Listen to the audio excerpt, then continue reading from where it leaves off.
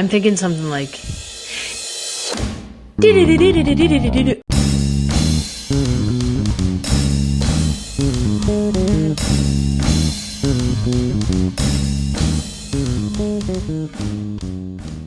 Once upon a time. And now there's only love in the dark. Nothing I can say. A total eclipse of the heart. Dum, dum, dum, dum. Dum. A total eclipse of the heart. Okay, are we ready? Are we we're recording. Oh, thank God. Thank God. People are going to be like, what's that song? It was so good. And different. Can I tell you something? Absolutely. Crazy that I did today, but also awesome. Please well, I don't know if I want to tell you. Oh, you have to know. No, because you're going to judge me. Really? Yeah. That's okay. I guess that is okay. We all have judgments. I had some pants. They're my favorite pants. And I was like, oh, I'm going to wear these pants. But then I saw they had some period blood in them. And I almost walked out the door wearing them. Anyway? Yep. What made you not wear them? I was like, maybe I don't do this. Was it your black and brown flowery ones? No, I don't know those. They're just some blue jeans. We have this shirt and they match. Oh, no. The same print. No, they were blue jeans and they're my favorite pair of blue jeans. But it wasn't like it's not like I'm depressed. Look at me, I'm wearing period blood pants. You know, it was like a. Who says that? I'm depressed. I don't want anybody to know I was going to wear period pants. If you were thinking that, I didn't want you to think that it was something bad. Are you depressed? No. Okay. I'm in a great mood. This is just taking a But turn. it's just funny that I was like, I really almost was like, yeah, who cares? Yeah. I mean, no one would really see it probably. Yeah. Are you judging yourself for it? Yeah, a little bit. Because I'm like, you were really just going to wear those out? I mean, are we talking like a lot? Or just like a little on the inside? Or it's like it went through? It was like a big old spot on the butt. No. What was it? It was a tiny spot in the outside, but a lot on the inside. You'd be like, I sat in something. No, I just changed my pants. And I'm glad I did. It felt like I was like, oh, I'm taking an extra step. I'm being an adult today. Yeah. I'm changing my pants. Yeah. Have you ever done that? Not in that specific way, but yeah, there's totally, or like you spilt something on your shirt. Yeah. And you go to wear it and you're like, fuck, that's what I had planned in my head. That's what I want to wear. And I'd be like, yeah, I spilt something on the way to work today. Yeah. Because I really wanted to wear it. Yeah. Yes, I've done that. Okay. Yeah. I think I think I was judging myself a little bit. Yeah. Because I think I want to be seen as like other things sometimes. And then I was like, wearing these pants is not how I want to be seen. But then I'm telling everyone. So what do I want? Have you ever worn period pants out? I feel like people have. Totally. Have you, Kaylee? Worn period pants outside? Aiden, have you?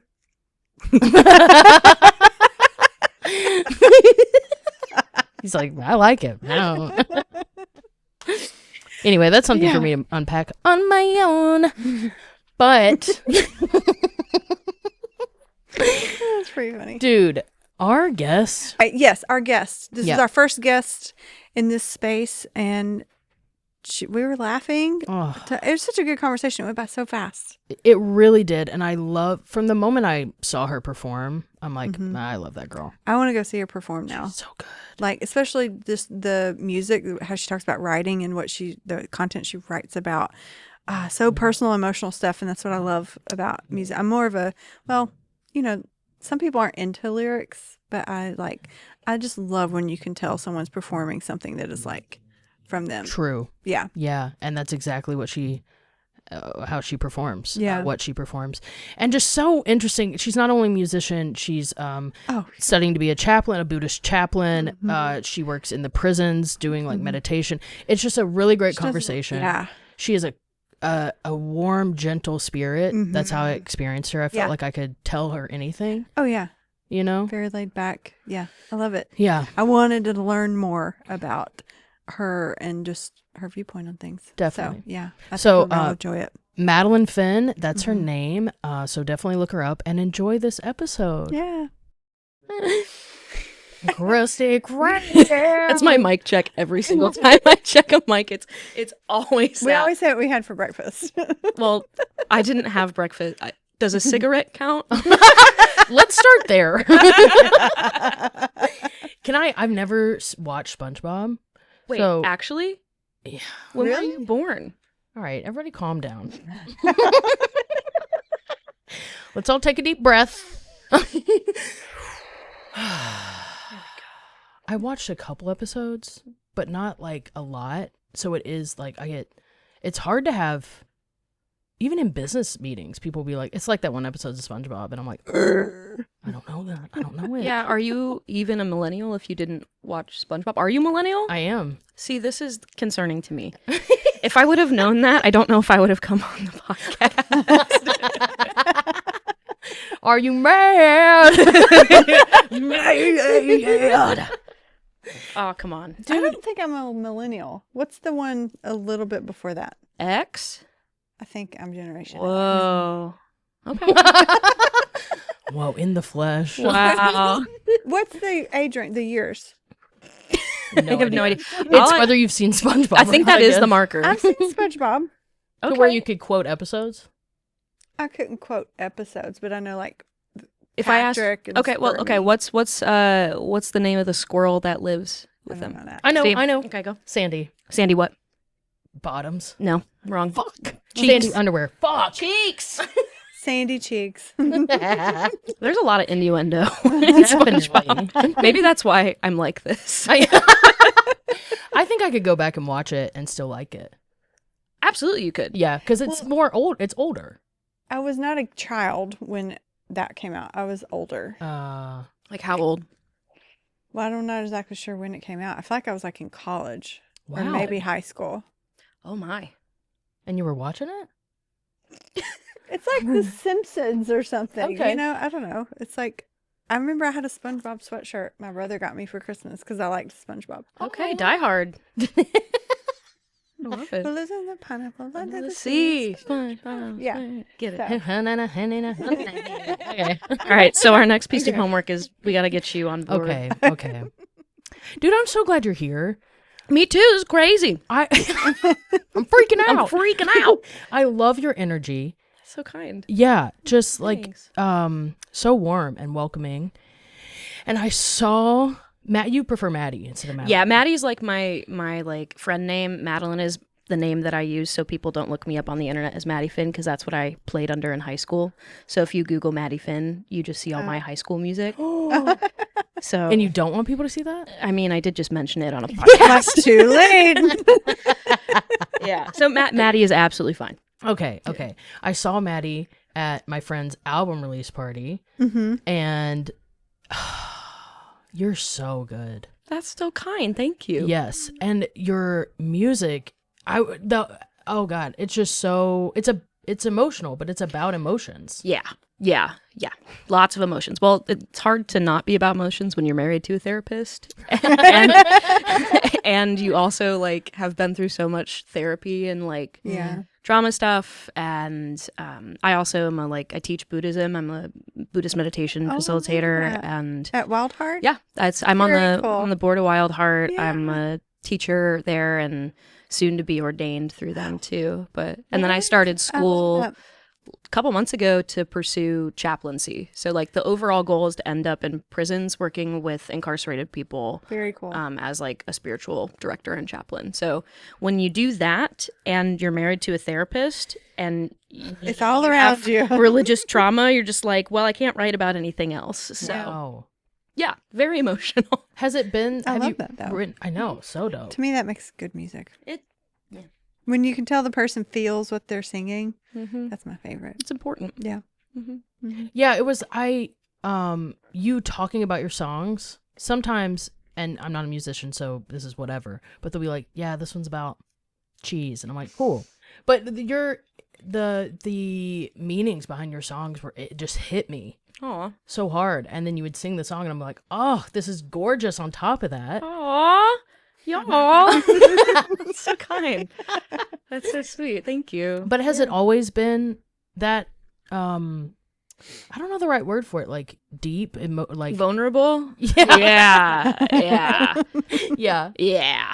Yeah. It's always been like that. I started playing music when I was like really young, and like I don't know if this is the same for like comedy or whatever, but like you start doing it just because you feel like you kind of have to. It's like just the way that it has to come out of the body. So I started doing that, and I was just writing songs about whatever, you know, depressed teenagers write songs about. And like I was an emo kid growing up, so I really leaned in hard. And then I toured in a pop punk band, so that was always really like vulnerable and stuff. But it wasn't until I got sober that I started making my music like very exclusively about like an extension of my own therapy.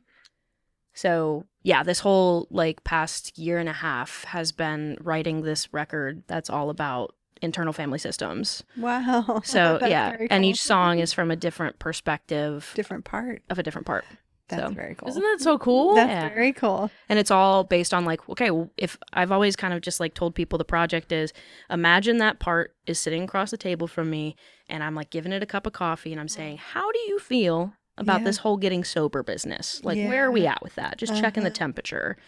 And it's made some pretty neat songs so far. So. Well, I bet the range of emotion and style of the song can be so different from one part to the next. That is that's really, really cool. I've heard some instrumental music being made from that in that kind of style, or like you see Enneagram Yeah. stuff being done, and so you can see like it's kind of in the same vein of like these different parts and personalities, and the feel of it can be so different. Yeah, and I That's really purposefully- creative. I'm glad you think so, because I it's just something that like I started DBT therapy, and we started doing some parts work, and I was like, I have to get this out Yeah. somehow. DBT.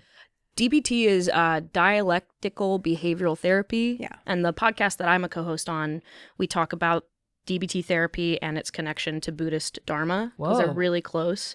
But it's all skills-based stuff. It's like how Skills? to interact, manage your emotions, your thoughts. There's aspects of mindfulness and meditation and stuff like that in it too. But it's more of like it's some really great coping skills to try to interact with your thoughts and emotions, especially when they get really overwhelming and they just kind of overtake you where you can't it helps you separate from them a little bit and interact and understand it and respond instead of being like reactionary. Okay. Yeah.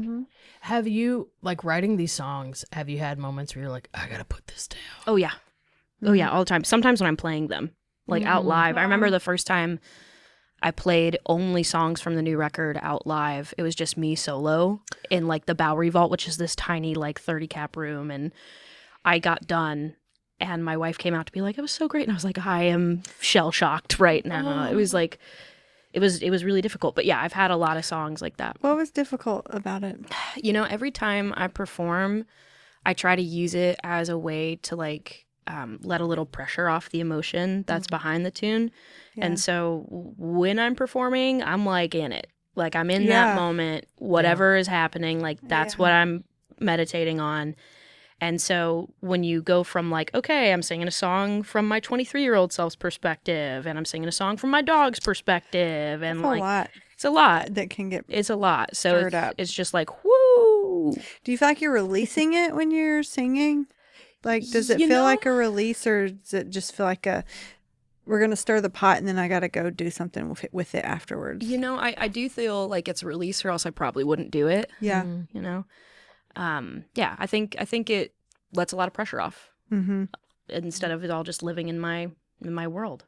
Yeah. What was the emotion afterwards where you're like, I'm freaking out? I'm freaking out. Honestly, just like, this is so sad, but like guilt and shame, because a lot of the parts that especially when you're talking about getting sober, Yeah. right? Like it's talking about all the stuff that I like, all the harm I caused, all the things I did wrong. And so you're literally just like running through that, and you're like, ooh. Damn. Yeah. Well, that's super vulnerable too. Mm-hmm. to I don't know why I in do a it. room of people. Yeah. Well, have you done it more than once? Yeah. Yeah. Keep going. I keep doing it for some reason. I don't know why. But yeah. Yeah. It's a big thing. If you had to guess why you kept doing it. It's not a fun answer, but I think it's just what I've always done. Yeah. Music has been like my thing since I was like really little. Yeah. And so if I'm not out playing shows, like it feels like I'm not doing my thing. Yeah. And so if I'm going to write songs, I'm going to play the songs I'm writing. Right. And so, and right now it's like, it's that whole like cost reward benefit. I'm like, it doesn't cost me that much. It's just a little, and it's a good opportunity to practice like some of my skills and that sort of thing. So yeah. I don't know. Maybe it'll help somebody else. That's kind of the least of my expectation, but yeah. I was going to ask, like, what has been the audience reaction sometimes when people come up to you? People have told me I need to start bringing Kleenex, Aw. which like feels good and bad at the same time. I'm like, no, sweetie, don't cry. We're fine. It's going to be okay. How does it feel to see that kind of emotion, like you're eliciting that in, I don't know if elicit's the right word, but you're bringing to the surface some things for people that were there feeling emotions about your emotions. It's weird because like the songs I'm talking about, like they're specific. Like, what? So I'm like, I don't really know how you can get it. Like, I wrote a song about my dog that's coming out in November, and the first line is like, "I used to watch you stumble out of your Ford Edge." And when people are like, "That song about your dog," I'm like, "Oh, you drive a Ford Edge too? Like, did your transmission blow? Because mine did." But I mean, when they come up and they're like, "Oh, it just like touched me in this way," it's obviously gratitude is there. Yeah. And overall, like in my own healing process, it's really all been about compassion and like self-compassion especially. Mm-hmm. And so I try to use anytime somebody talks to me about it as an opportunity to be like, yeah, we just got to be like kind to ourselves and in a way that is like also honoring our experience and not just bypassing with whatever, you know, if that makes any sense. It does. I have so many questions and I'm trying to find the right place to start. We got time. There you go. Take a breath. Oh, I feel like I'm flanked by two angels. I don't know. That made you uncomfortable. You're like, oh. Ask my youth pastor. I don't want to ask a youth pastor anything. Yeah. Yeah. Are you friends with your youth pastor? No. Okay. I'm like, what? So okay, that's where we'll start. Yeah. Like, let's just dive right there. Yeah. And let's just open that wound up a little bit. Yeah. Poke around. Were you playing music to the degree that you are now when you weren't sober? Yes. Okay. Even more so, honestly. Really? Yeah. My biggest project happened, I dropped out of college, right? So I was like going to school. I was studying hospitality management. And I was like going to be an RA. I was real into college. I was like, yeah. And then I joined this like band of ragtag men who were playing like a Paramore ripoff music, and people loved it, and it exploded, and I dropped out of school to tour with them full time. Whoa. And that's when I first wound up in rehab, and it just kind of like kept cycling like that. And I mean, the band's called Envoy. It still is the biggest thing I do musically. And I did it all while I was like not okay. Yeah. Yeah. So you still work with them? Yeah, we released an album last year as our 10-year anniversary. Wow. Right? So we like released one album 10 years ago, and then that blew up, and we're like, I guess we should probably do another one. And so we did another one last year. But I did that when I was sober, which was cool to get to examine the difference. Well, that's what my question was. What's different about your process, whether it's writing or performing or just style of music with being sober versus not? I don't care so much now that I'm sober, honestly. Wow. Yeah, like, well, I don't know if you feel this way about, like, especially professions. It's really easy. We call it selfing in the Buddhist world. Like, it's really easy to get your identity wrapped up in it. And it's like all or nothing. If I am not succeeding, I am worthless. If this doesn't get this many streams, all this other stuff. And up until I got sober, like, it was all about that. Yeah. It was all the like, burn the ships, there's no plan B, this is all I'm gonna do. Like all of that classic, like I came from the like girl boss manifesty world into meditation. And so it was like, if I'm not thinking about being successful and having a Grammy like on my mirror in the morning. I'm never going to be successful. And man, when I got sober, I was like, oh, it just doesn't matter. Yeah. Aww. I feel like I've traveled through that in different ways. Mm-hmm. With like when you first get introduced, like I do psychedelic work Cool. and with therapy, and it's like you got to be careful because it really does, like there's a fine line between like the manifesting and the positive mindset. Where I don't know, it can work against you. Absolutely. And where you are, I mean, I've just heard, I feel like we've had some of this conversation too. I'm like, what am I not doing right? If, you know, I'm doing all these manifesting things and, man, it's just, we need to have some control in some way, you know, and just that, just letting it go, just letting it be what it is. It's a lot calmer place to experience life from. It's equanimity, right? Like, and that's really what we're all seeking. And this is the reason I love, you know, my practice of Buddhism and how it's helped me is like, I just realize how empty things are outside of myself. And like, they don't really bring lasting happiness. There's always a next corner to round and then I'll be happy. And when you just kind of realize that like, it only exists in the moment. Yeah. Oh, it's the good. I'm right in that, trying to undo all of that. It's hard. And be in that. And I can dip into that. But I think, you know, you want to be in that all the time if you can. Yeah. Well, I don't know. I feel like there's good things about fully immersing yourself in a good thing happening too, though. Oh, yeah. Absolutely. Yeah. You know? Yeah. Yeah. And like, it's essentially like, non-attached appreciation is the idea. It's all about like attachment. Not trying to get an outcome, like being fully present in an experience just for the sake of the experience, not because our minds will go, how can I create this again? If it's really good, or if it's bad, how can I prevent this? Versus just being in this is what it is, good or bad. Do you feel like you've mastered that? Oh God, no. I don't know if anybody does. No, gosh. I know, but it's fun to ask. I teach all the time, but that's the other thing is like things like that.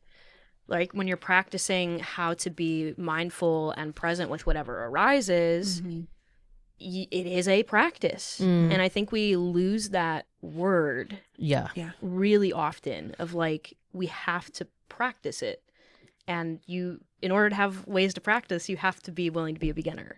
And like, yeah. Well, the fact that we tend to, in our humanness, we just want, they're like, there's a goal we got to meet where we have to arrive at being in that all the time. But versus, to me, the thing is just the practice, remembering to practice. Yes. You know? Yeah. How do you experience wanting something in this? Oh, that's a good question. I love this question. That's one of my favorite questions. I teach about this all the time. Because when I came into, you know, being a Buddhist teacher and learning more about that, I was like, excuse me, I would like to be really famous and have a lot of money, and because I should have money because I'll do good things with it. Yeah. So what do you mean I can't want that? Yeah. And then comes the distinction between craving and wholesome desire. We define those. Okay, so craving is... the Buddhist, like the Pali Sanskrit word, if you want to be technical, is tanha, which translates to unquenchable thirst. Yeah. I need this to be okay, or I need this to go away to be okay. And like, it's that like when we dig our claws in, right? It's that attachment. Whereas wholesome desire is, okay, like, I have a wholesome desire to pursue chaplaincy. So I'm going to school. Is that full of craving? I mean, there's probably parts that have some craving for identity or respect or, you know, for my mom to be proud of me or things like that. But wholesome desire is this like, okay, like, yes, I do want this. And I know that even without it, I can still be okay. Right. I see you. I see your eyes. What comes up for you when you am curious, say that? Yeah. My teenage self is like, oh, fine. No, I understand that completely. It's I think it's just a practice thing. 'Cause I don't know, it makes my brain go a little bit. As Buddhism does. Well, it's like teaching you to go against what culture has taught us. Like to want and have goals and achieve and all that. And then to hear you're not supposed to want things. Right. And so it's learning. I love the distinction of that, the wholesome. I've read stuff just that desire is just a totally separate thing than like a wanting. Yeah. So I get it. That. And I've experienced that because I've had to, you know what I'm saying? Or I would go crazy. Totally. Yeah. I think it's just doing it more like, you know, when you hear something new and you're like, oh, it's probably like this, your fear brain is like, does that mean this? And does that mean that? But then when you experience it, you're like, oh no, it's actually pretty chill. More chill than the opposite. Does that make sense? Well, I don't know if this is going to make sense. We're both just, we're all, do any of us make sense? Because I really care if you believe me. Damn. No, for sure. I'm craving for you to believe me. Okay, I'll see if I can say this. The wanting something and the idea of like trying not to like want outcomes, I feel like this is where I'm not sure how to say it. I feel like you end up experiencing what you're really wanting to experience when you let go of trying to make it happen.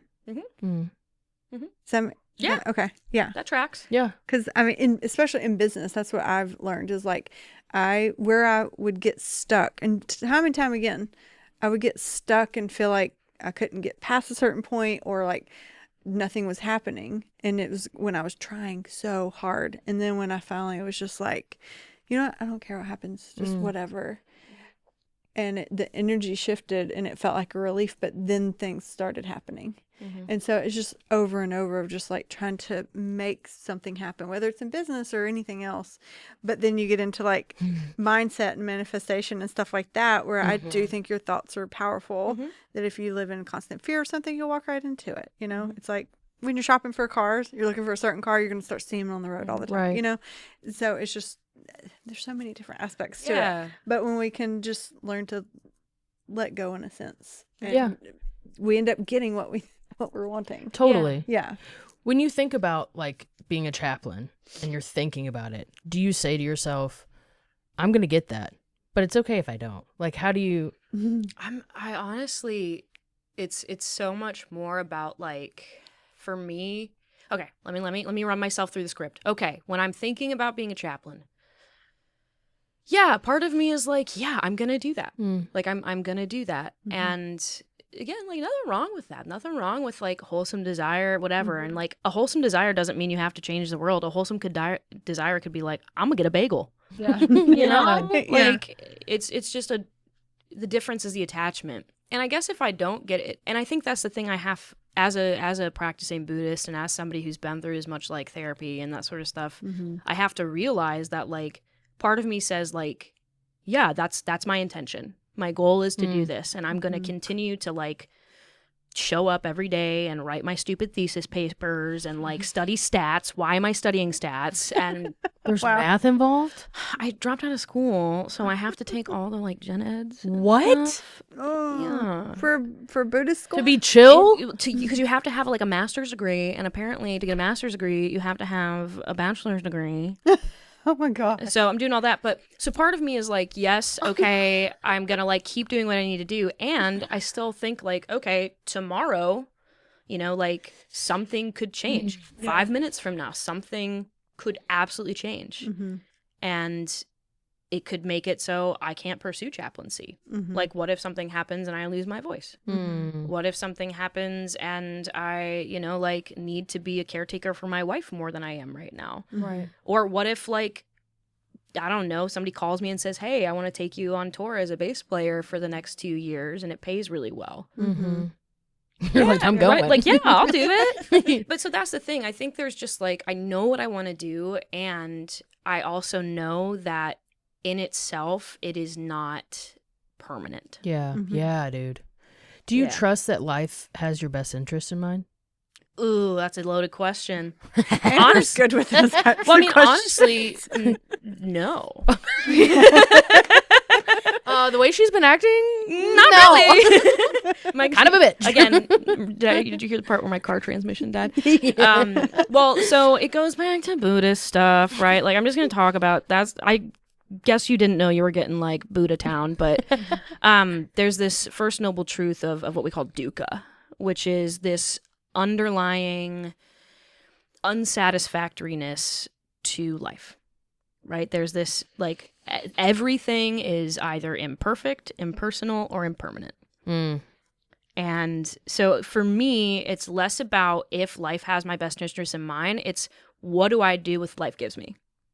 Like, it's less about why and, you know, how. It's more about, like, can I be with it? Because I can't control it.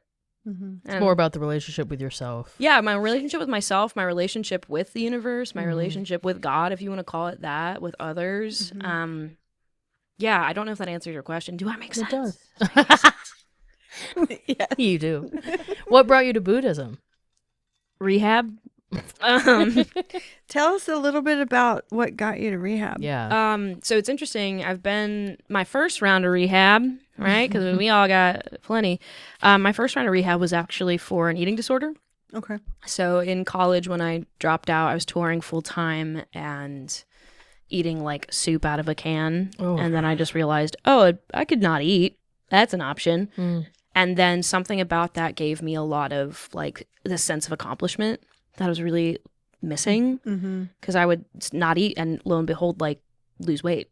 And I was like, ooh, I'm doing something. I can control it, right? And so long story short, I wound up in early organ failure and orthostatic and fainting at work and like crazy shit. And my girlfriend at the time told my mom, and I was like, 19, 20. And my mom took me to a center in Cleveland, Ohio, where I'm from. And Perfect. I was there for 4 months just getting refed. And they had a meditation class as part of the programming. Yeah. I called it nap time because that's mostly what I did. I'd go in, I'd nap. And then one day, like, something that she said just kind of like, I was like, oh, clicked. Okay. Yeah. Like, maybe I'll try this. And so I started doing it. When I got out of rehab, I kept doing it on my own. Meditating? Yeah. Yeah. But it really was more of the, like, the manifesty, abundant stuff, which, again, not knocking it. Yeah. Here for it. For me, it was just very much about what can I get out of this? Yeah. Right? Like, how can I make my dreams come true with meditation? And then I moved here to Nashville and I found Wild Heart Meditation Center. I walked in and I never walked out. And now I'm a teacher and on the board and very cool. Studying to be a chaplain. So, that's kind of crazy. But yes, that's what brought me to meditation. And I think when I started actually meditating, like, and really like doing it just for the practice, not for the outcome, it worked. Yeah. And I was like, oh, shit, okay. So I just kept doing it. Yeah. And do you ever get emotional hangover by writing about emotions, being a Buddhist, and then having a therapist? Are you? She's levitating. She's. That's why I build Legos. Nice. Yeah. Oh my God. All the time. My whole life is just emotions. 24/7. So like I had to learn when I got sober. Well, why do you think I was an alcoholic or am an alcoholic? I guess you technically never are not. But yeah, I was burnt out. Sometimes I still get burnt out. But instead of, drinking a bunch, I just like go watch some birds. And like I had to learn how to, my wife and I call it beat bopping. I had to learn how to like beat bop. Oh. So I like read and play Sneaky Sasquatch on my phone and love. But yeah, it's overwhelming. Sometimes. Yeah. Your eyes. Yeah, all the time. All the time, for sure. So you did the eating disorder rehab. Was there a rehab before that? Kind of. I mean, from the age of 12, I was in and out of like residential and intensive outpatient for depression. Oh, wow. So I did a lot of like that. And then so I mean, I guess you could call that rehab in a way. It was never substance until like more recently because I didn't really know I was an alcoholic until like a year and a half ago. Oh, wow. Yeah. Yeah. So, but I have always had pretty rough mental health. Like I grew up an only child, single mom, daddy drug dealer, I met him like 6 years ago for the first time. Wow. What was that like? Weird. I bet. Well, we look identical. Oh my gosh. Like I don't look like my mom as much as I look. If she's listening to this, she's gonna be so pissed that she heard me say that. But I look way more like him. And so I remember when I first met him, like there was like talk about like, should we do a paternity test? And then we like finally like met face to face. We're like, nah, we're good. Wow. So yeah, there was just a lot of pressure being like an only child. And I don't know, I was just like kind of an attention whore. And I got like, I still vilify a lot of my like early childhood self. And like, that's why I write a lot of songs about it. Like even my 23-year-old self, like, man, have just really struggled with self-hatred for a really long time. And so, yeah, so there was, I guess, rehab before that. Yeah. Yeah. Because then it was the whole like coming out in the church thing too. And that's a whole other flavor of trauma that we can unpack whenever you see fit. But yeah, so, and then I wound up about a year and a half ago having like an episode related to alcohol. And my wife, I had a wife now who, you know, so it's like I wasn't the only one being affected by this. Yeah. And so my wife sat me down across the table the next morning, was like, I think we've both been in denial about your drinking problem. Wow. And then I went to my first meeting and I have been sober ever since. So You were doing you were Buddhist while you were drinking. Wow. Wow. Yeah. Wow. Can you imagine going to rehab centers and teaching Buddhism? Like that's what I would do. I would go to rehab centers and I would teach Buddhist skills to people in rehab for alcohol, and then I'd go get hammered. Like, wow. it was, but I didn't think I was an alcoholic at all. I didn't have a problem. Your thoughts weren't like, this is weird. No. You're like, I can manage this. Yeah. I can walk away from a drink. Yeah. I'm good. I'm not gonna. Yeah. or it was just like, I just did not realize how slippery slope it was for me. So did you go to it like inpatient, or you just started going to like meetings? I just started going to meetings. I just started going to meetings, and like I started working with in some recovery groups for prisons, and that's been really helpful for me to like be able to be like, okay, Maddie, you're one drink away from being in this spot. Like, but yeah, I mean, like I never want to say like, oh, I'll never end up in rehab. Like the plan is to stay sober. Yeah. Because I mean, it's changed my life. Yeah. I feel so much better. Yeah. And it just like has added so much to my life when I thought it was only going to take away. Oh, I love that. Yeah. And so, and like writing all these songs about it, I don't know. Yeah. So I didn't end up in straight up outpatient or inpatient rehab for alcohol because I do so much work with them now that it would kind of be weird to be like, by the way. Yeah. So that's hard. It was you weird. Just kind of went at it by going to meetings and stopping. Yeah, I had a good therapist. And I also, around the time I got sober, was the first time I got medicated too. Okay. So I hadn't been medicated either. Were you just like, oh yeah, the hills Cymbalta samba all day, baby. Like that's like, man, being medicated and being sober, I'm like, yeah, I'm good. No, that's not true, but you know. I'm curious, like the song that you wrote, you said you still have a lot of like self-hatred with your younger self. Does that mix in with the coming out in the church? What do you think? I don't want to assume. It's your story. I love you not assuming, but yes, I would say so. What's the song like with your 12-year-old self? I'm curious. So it's funny, I haven't really written one from 12. I feel like that's one I'm really scared to touch.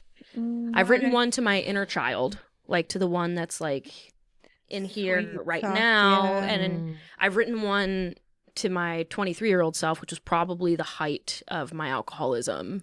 Why are you scared of the 12-year-old? That's a good question. Because I think I still feel pretty like embarrassed by my 12-year-old self, which is weird. How so? You know, middle school is not a ring of hell. Like, I mean, full disclosure, I don't think I've ever talked about this, but when I was 12, that's when I got kicked out of public school for self-harming behavior. They kicked you out of school for that? They highly suggested they pull me out. So I ended up being homeschooled for a year or so, and it was evangelical homeschool. And I think 12 was when I started to realize that I was gay too. And so, yeah, it was just a lot. And, my coming out process was really tumultuous. And how old were you? The first time or the second time? Oh, shit. First time I came out, I was 14. And again, Mom, if you're listening to this, I've told this story a lot, and we have grown very much since this time. Yeah. So I will preface any story I will tell about my coming out experience. My mom is a badass. She is like such an ally and amazing. But we grew up in church, and it was just hard to get away from it. So I came out when I was 14. I remember I was I was on drum. I was like getting ready to be on drumline in like high school, and there was this like hot senior drumline girl, and we were like, air quotes, best friends, which included a lot of things best friends don't really do. And so I remember my mom always told me, she was like, if you need to talk, just say, let's go for a drive. And I was like, okay. So I went up to her in our little trailer park, and I was like, hey, Mom, I'm in my like trip pants, like my gothic trip pants, my Chemical Romance shirt. And I'm like, hey, Mom, let's go for a drive. And so we stop at like the Sheets. I don't know if y'all are familiar with Sheets. Yeah. Oh, we love Sheets. I get a chocolate bar, a Hershey's bar. I remember it. Visceral. I'm in the passenger seat, unwrapping my Hershey's chocolate bar. And I'm like, Mom, I think I'm in love with insert name of this person here, and we're together. Oh my god. And my sweet mom, again, she's so great now. I feel so bad to like out her and like this, but she was like, no. She was like, no, Satan twisted your sisterly bond. No. Your sisterly bond. Wow. Mom, like, I love you. That is not what I expected you to say. Mom, I love you so much. You're so great. But you did say that. It's okay now. We're fine. We're great. And so, like, 12-year-old me was like, or 13 or 12 or 14, right? I was like, okay, great. Back on in the closet we go. Oh, because also that little baby. Yeah, sweet little bean. And then at 16. Like, so 2 years later, I had kept this relationship a secret for that long. Wow. And y'all were still together. Might have been on my second girlfriend at that point. That was like back in when the online girlfriends started. Gotcha. So I think I dated a girl from Missouri around that time. I don't really remember. But good old Missouri. Yeah, good old Missouri. So you weren't fully back in the closet. You were just like keeping it hidden from your loved ones. Totally. Yeah, Damn. absolutely. That's rough. Absolutely. So I was like gay at school. I was the only gay kid at school. But when it came to church and home, yeah. Oh man, you just split off. Yeah. I got good at compartmentalizing. Yeah. So then 16, I found like it just kind of started to get too much to try and hide it all. And I remember one day, same old trailer park, I was sitting in my house and I was just like crying because I was like, oh, I'm just so, it's just whatever. My mom is like, what's wrong? What's wrong? Are you okay? And I'm like, I can't tell you. And, of course, she starts guessing. Oh my God. And what do you think the first thing she guesses? Pregnant. Yeah. I'm like, the opposite, the literal opposite of that. Glad you brought that up. Yeah. So that'll never happen. Yeah. Hope you didn't want a grandchild. But no, so she's like, are you on drugs? Are you like, because you gotta remember, I'm like this like suicidal teenager. She's like freaking out. Yeah. And then she's like, honey, are you trying to tell me you're gay? And I was like, yeah. And she just held me and was like, I love you. Oh. I love you. I love you so much. So again, like Carol slaps. She's like crushing it. So good old Carol. Oh, I love her. Good job, Carol. So yeah. So and then obviously it took her some time, but then like, man, she's just like my champion now. Like she loves my wife and like is so sweet. So, but yeah, and then I was asked to lead a church because I was in a position of leadership as a worship leader, like on the youth team and stuff, and then my mom was like trying to get some help from the church too, and they kind of like ghosted her a little bit. Wow. And so we just kind of went our separate ways, and now Carol and I are tight. Carol slaps. Oh, she slaps. She slaps. I want like a sticker or a throw pillow that says that. Carol slaps. Trademark.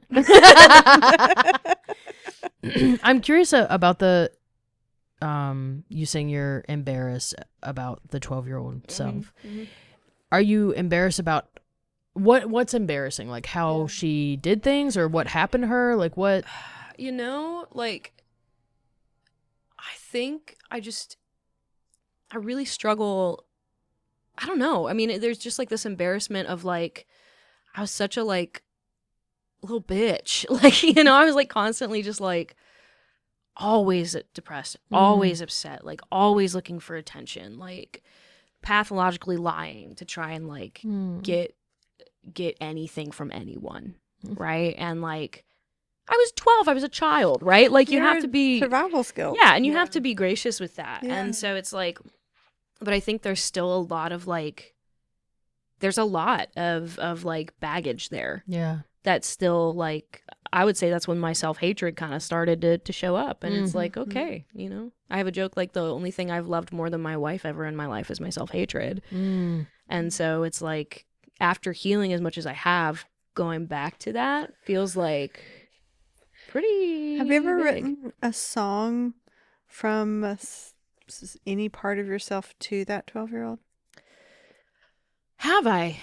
Not that. I don't think so. But I think that's like coming up, right? Like we've got a lot of songs on there, like from the addict's perspective and like, again, 23 yourself, inner child. But one of the ones I'm looking at now is the loving inner parent. Well, that's what I'm curious. Yeah. This is just the therapist in me. If what I would like think if we were like talking just in a therapy free space. Session. Well, it can be. It sounds like it's really hard to be in that 12-year-old self, and to start from like a parent self or just authentic self, core self, adult self, whatever, that can have compassion towards it. Like, what do you want that part to know first? So that part can start to experience the way all the other parts of you see it. Yeah. To lessen or lighten a little bit the shame, and then that can lead into then that part being able to. Yeah. Yeah. And like I said, we just started writing one. Like I've had a co-writer on every single one of these songs because I wanted to make sure that each one had a distinctive voice that was different. Yeah. And like kind of individual. But I started writing a song with a guy named Joe Dunn that is from the loving inner parent. And I had not thought about dedicating it to my 12-year-old self, but we're going to go ahead and put a pin in that one. But it's good. It's a good tune. It's like got banjo on it, which is dope. Ooh, fuck yeah. Don't you play banjo? I probably. What's it like co-writing that kind of stuff? Oh, it's so fun. Yeah? It's so fun. Well, you got to like trust people. Yeah.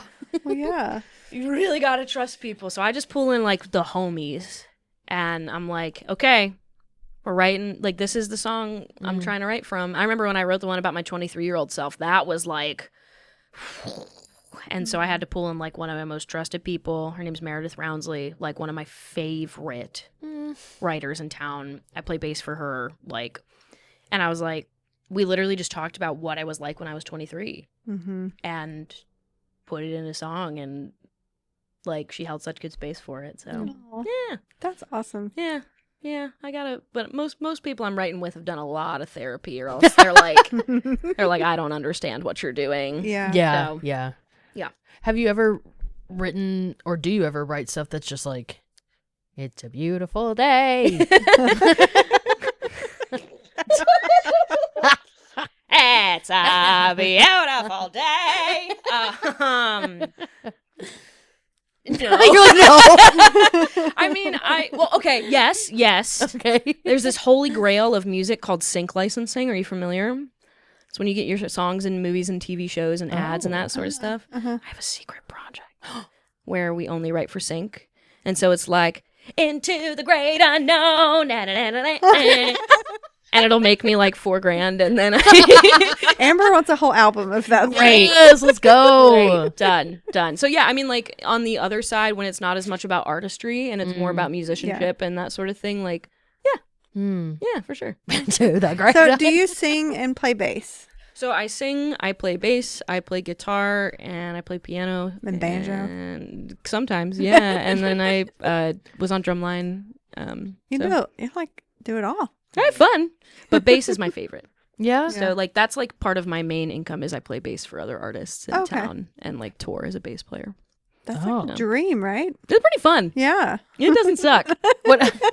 What is your if you could have your perfect, what is your dream? Chickens. Really? I want chickens in my backyard so bad, y'all. Same. That's it. If I have plants chickens and and the greenhouse. time and resources to tend to them, I have made it. Oh, That's I'm how with I you. feel. that's so nice. Oh, it's real. There's nothing like fresh eggs, bro. That's what I'm saying. And I want one of Nothing. those little things you put out front with the cooler where people can just come get their eggs and leave some money. Oh, that's That's nice. so sweet. Like community garden type stuff. Yeah. So fun. Yeah, that's Y'all it. can go in on chickens. There you go. My wife won't let me have chickens. What? Her pet rent is $25 a month, so You have to pay a pet rent for chickens? I don't know. Do you? I haven't asked. Well, that sounds like an apartment, so they probably don't. Oh, want yeah. an It's a apartment. rental, Okay. and I don't know. I just want chickens. I just want a sweet little life where I get to like wake up in the morning and like drink coffee and meditate and like I'm with you. get to Slow help people. mornings. Slow mornings, Yeah. like Slow mornings, and baby. playing That's bass. what's up. Playing bass all day. That's my favorite. Really? More than like being the front girl? Oh my god, yeah. What? I hate being the front person. I hate There's it. so much, a lot more pressure or stress. Yeah, well, and I used to. That's all I did. Yeah. I am in shock Oh, it's amazing. Why is that so shocking? because I've seen her perform and I'm like, superstar. So calm up there, Isn't that fun? like suave. Well, that doesn't mean she's not good at it just because she doesn't prefer it. But I would never think that she's thinking, get me out of here. Yeah, yeah. I guess it's like, maybe it might be get me out of here. It's not that I don't want to do it. It's just like there's a lot involved. Yeah. There's nothing like, and when I get to play bass, I get to like not worry so much about the shows because I'm just playing other people's music. Like we did last year, I played at the Ryman for the first time. Beautiful. We were the artists that I music direct for. One of them, we opened for Jason Isbell, who's like this really kick butt singer songwriter. If you have not listened, and I was just like, I got to go and play bass, and then I got to hang out. I didn't have to go to the merch table and sign stuff. I didn't have to explain anything to anybody. I didn't have to like make sure that people were where they needed to be. I got to go up to catering and get like a handful of cookies and then go smoke a cigarette outside. And that is the dream. I didn't have to explain. That's so real. I love that. I'm like, oh, great. No one like awkwardly came up to me and was like, your music touched me. And I'm like, oh, great. I really want to smoke, bro. Please just let me smoke. I played the Bluebird the other day. So stupid. I played the Bluebird the other day, and the whole time I was just like, "Can I bum a cigarette off somebody?"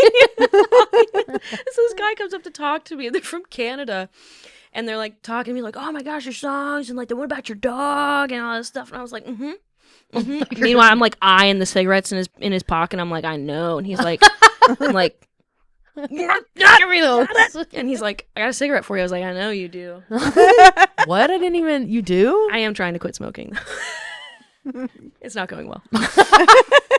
Dude, that's got to be the hardest fucking thing. Honestly, way harder than drinking.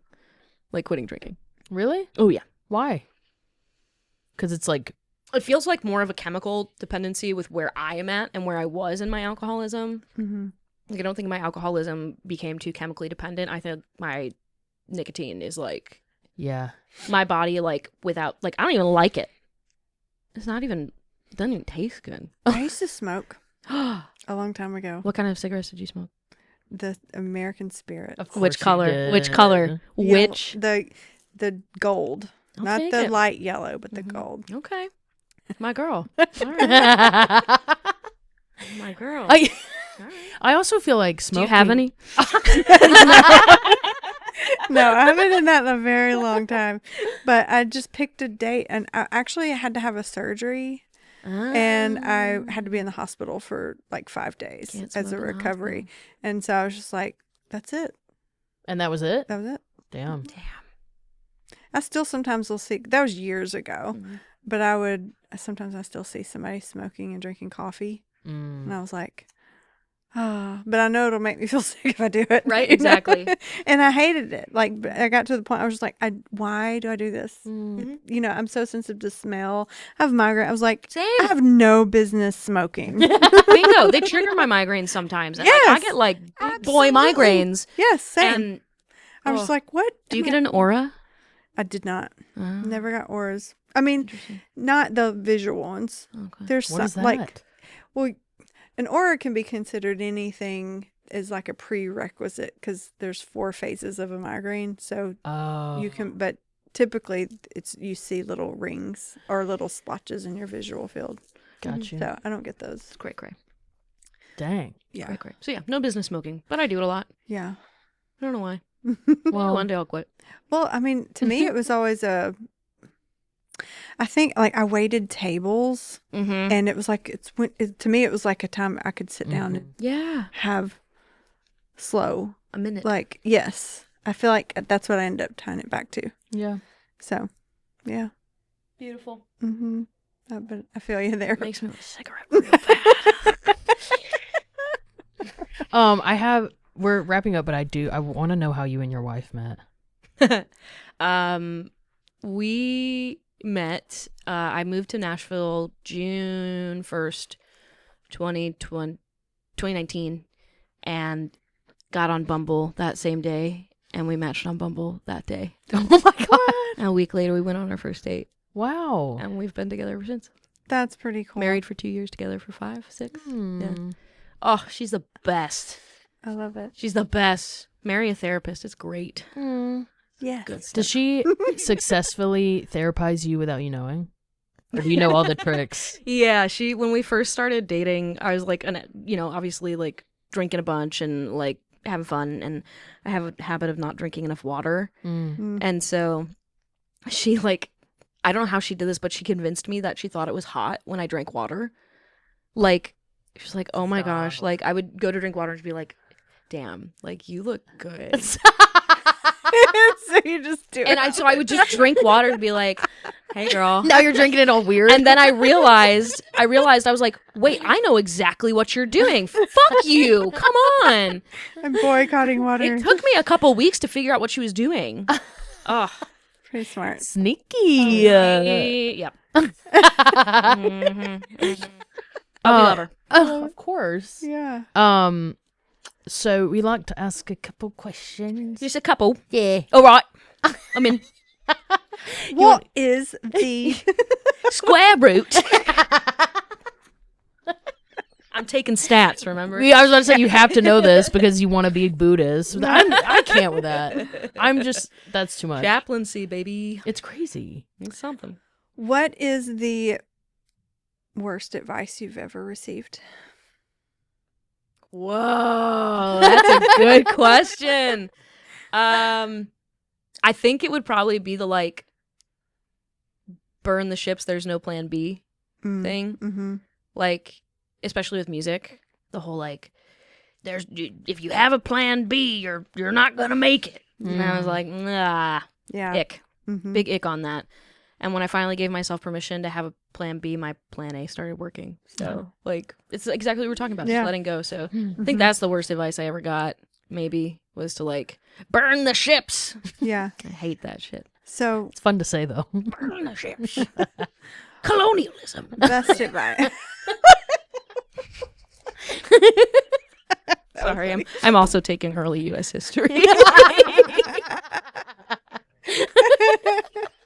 Are you in full-ass school right now? 12 credit hours. That's insane. 12 credit hours, full-time working on my own, like, for my own business stuff. Yeah. Teaching, volunteering in prisons.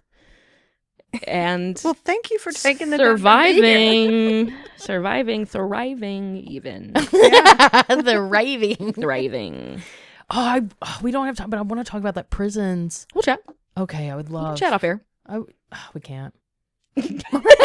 I'm so sorry to tell you, this is the We end. won't be speaking. I've hated every minute of this. That's funny. Best advice. Yes. This has been recent advice. I always used to say it was like Katy. When I was on American Idol, Katy Perry gave me this advice that was like, "Oh, wait, sorry, what? You're on American I Idol? definitely remember how I said I used to be an attention whore. I just dropped that bomb for attention. I know I did. That's my little indoor head. My mind inside is like, Tell them about American Idol, so they know that you're good at what you do. Oh my God. Katy Perry used to tell me, Katy, My friend Katie. Katy Perry used to tell me. burn the ship." She told me one time, she said, "Hey, you've got this cool, sexy, angsty thing about you, but you don't need to prove it every time you sing." Oh, And that was like, honestly, great advice.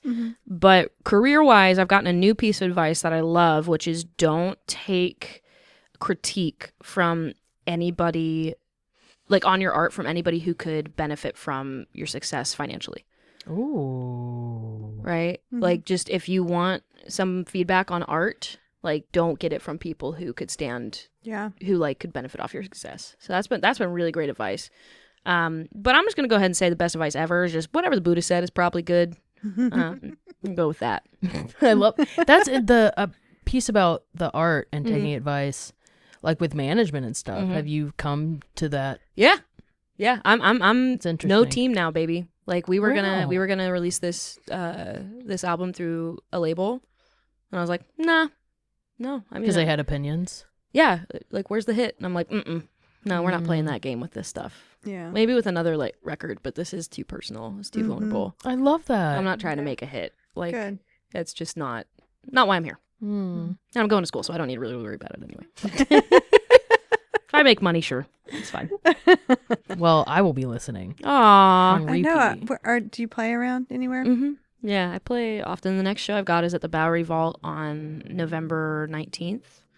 And I'll probably play all songs off the new record. November 19th? Mm-hmm. I want to write that down. Write it down. Where can people find you if you want to share socials Just or anything? Madeline Finn Music on all of the things. The podcast that I co-host about DBT therapy and the Dharma is called Suffering Optional. You can find that anywhere. I teach at Wild Heart Meditation Center. I'm on their podcast sometimes, and I have a new song coming out November 1st. Congrats. Thanks. That's the first song off the record, and it's from my dog's perspective. So I love it. yeah, it's called Your We'll Boy. have to come see you. Please do. Amber and I'll have a date night. Oh my God. See I'm what here. you Cute. I want to go. Mm-hmm. Yeah. Cute. Well, this has been pleasant and professional. Thank you. Good luck. Yeah, in the thanks upcoming for being business here. quarter. I've loved talking with you. Yeah, it's been You're blessed. truly great. Oh, I feel like I learned some stuff from you. right back at you, sweet cheeks. Now give her a cigarette. Now, does anybody have a cigarette?